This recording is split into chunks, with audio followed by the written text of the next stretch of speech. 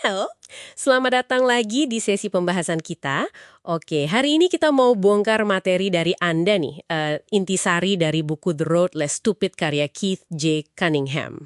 Buku yang menarik ini ya. Betul, tujuannya sih biar Anda dapat wawasan bisnis paling penting dari buku ini, ya tanpa harus baca semuanya gitu. Semacam jalan pintas lah ya. Ya, semacam rangkuman kunci. Nah, konsep utamanya ini agak nyentil nih. Pajak kebodohan atau dumb tax. Pernah dengar? Pernah. Istilah yang cukup provokatif ya. Banget. Coba deh Anda renungkan sebentar.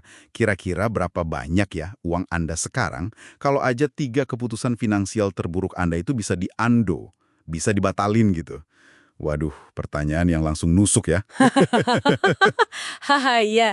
Itu langsung dari bab 1 loh. Yuk, kita bedah lebih dalam. Jadi, soal pajak kebodohan ini, buku ini jelasin kalau ini tuh bukan soal IQ kita rendah atau gimana. Bukan itu ya. Bukan. Orang pintar pun katanya sering banget bayar pajak ini. Mahal lagi. Kenapa? Karena keputusannya itu seringnya didorong sama emosi. Impulsif gitu, bukan logika. Emosi ya. Penulisnya sendiri ngaku kan kalau dia rugi besar juga karena ini. Iya, puluhan juta dolar katanya. Ada kutipan bagus nih. Emosi dan kecerdasan bekerja secara terbalik. Ketika emosi naik, kecerdasan turun. Nah, itu dia. Artinya optimisme berlebihan tanpa dicek ulang itu bisa bahaya banget di bisnis. Betul. Makanya penting banget buat berpikir. Bener-bener mikir secara sadar gitu. Itu poin penting banget. Dan buku ini juga bilang kalau bisnis itu kayak olahraga intelektual. Olahraga intelektual, oke. Iya, jadi menghindari langkah bodoh itu seringkali lebih penting daripada mencoba bikin banyak langkah cerdas. Mirip kata Warren Buffett kan, optimisme adalah musuh investor rasional. Jadi bukan berarti nggak boleh optimis ya? Bukan gitu. Optimis boleh, tapi harus diimbangi sama analisis resiko yang jernih, pemikiran rasional. Jangan sampai harapan nutupin fakta gitu. Oke. Terus gimana caranya biar kita nggak kebanyakan bayar pajak kebodohan ini? Buku ini kasih solusi nggak? Ada. Solusinya praktis kok. Dia nyaranin kita alokasiin waktu khusus buat mikir. Namanya waktu berpikir atau thinking time. Thinking time. Bukan sekedar ngelamun kan tapi? Bukan dong, ini sesi fokus buat bedah masalah. Nah, biar terstruktur, ada kerangkanya. 5 disiplin inti berpikir. 5 disiplin, apa aja tuh kira-kira? Garis besarnya ya. Pertama, cari pertanyaan yang nggak kelihatan. Kedua, pisahin mana masalah, mana gejala. Ketiga, periksa asumsi kita. Keempat, pikirin konsekuensi lapis kedua, ketiga, dan seterusnya. Kelima, baru bikin solusi yang sistematis. Wah, banyak juga ya. Mana nih yang biasanya paling sering kelewat sama pebisnis, menurut Anda? Kalau dari pengalaman saya, 2 yang sering jadi jebakan itu yang kedua dan keempat. Memisahkan masalah dari gejala, sama mikirin konsekuensi lapis kedua. Oke, coba kita bahas satu-satu deh. Yang misain masalah dari gejala dulu. Gimana tuh contohnya? Misalnya gini, penjualan lagi turun. Nah, penjualan turun itu kan gejala, ya kan? Iya, betul. Kalau kita langsung loncat, wah strategi marketingnya harus diganti nih. Itu bisa jadi salah sasaran. Siapa tahu akar masalahnya bukan di situ. Mungkin di kualitas produk atau layanan pelanggan. Iya. Jadi kalau salah diagnosis di awal, langkah selanjutnya bisa sia-sia ya? Persis. Buang-buang waktu, buang-buang duit. Kayak kata buku ini, mencampur adukan aktivitas dengan produktivitas adalah penyabotase utama kesuksesan bisnis.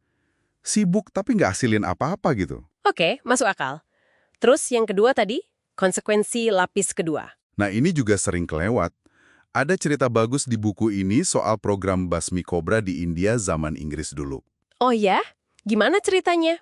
Jadi pemerintah kasih hadiah buat tiap kepala kobra yang disetor. Awalnya kelihatan sukses, populasi kobra turun drastis. Terus? Ya, tapi ada konsekuensi nggak terduga. Orang-orang malah jadi pada beternak kobra buat dapatin hadiahnya. Pas programnya dihentiin, kobra-kobra ternakan itu dilepas semua. Hasilnya, populasi kobra malah meledak lebih parah dari sebelumnya. Waduh, niatnya baik malah jadi bencana ya? Betul, ini mirip analogi di golf, double bogey. Satu pukulan jelek, malah diikuti pukulan bodoh lagi karena panik atau nggak mikir panjang. Mikirin dampak kedua ketiga itu bantu kita hindari kesalahan beruntun. contoh kobra itu jelas banget sih ya, gimana solusi jangka pendek bisa jadi masalah jangka panjang kalau nggak dipikirin bener-bener. Tepat sekali. Makanya waktu berpikir itu penting. Dan ini nyambung juga ke bagian lain di buku ini, soal 3 pilar kesuksesan. Ini kayak hasil nyata dari thinking time tadi.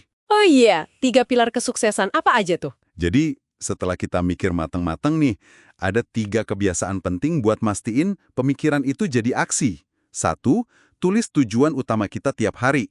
Ini kan hasil mikir strategis ya. Oke, tulis tujuan. Terus? 2, rencanakan hari kita. Alokasiin waktu berdasarkan prioritas yang udah dipikirin tadi, jadi nggak asal jalan aja. 3, harus ada akuntabilitas. Cek lagi, pemikiran kita beneran jadi hasil nggak?